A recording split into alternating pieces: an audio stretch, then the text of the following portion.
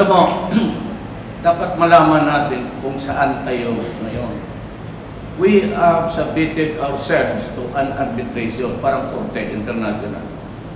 And we have submitted our papers and documents of claim.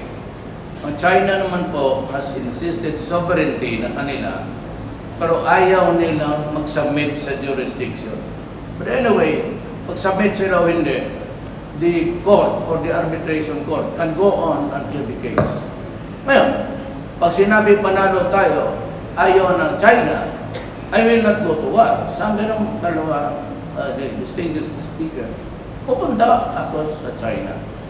Ngayon, pag ayaw nila, then I will ask the Navy to bring me to the nearest boundary dyan sa Spratly, Scarborough. Bababa ako, sasakay ako ng jet ski, dala-dala ko yung flag ng Pilipino at pupunta ako doon sa airport nila, tapos itanim ko. Then I would say, this is ours and do what you want with me. Bahala na kayo. I would stake that claim. And if they want to, you know, matagal ko ng ambisyon niya na maging hero rin ako. Pag pinatay nila ako doon, bahala na kayong umiyak dito. Yes, we have to establish the legitimacy of our claim.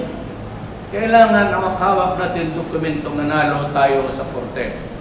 And then, we demand sa China to empty the place. Amin yan, exclusive economic zone. So kung ayaw ninyo at ayaw din tulungan ng Amerika at magagera, that will be a massacre. I will not commit the life of being a soldier.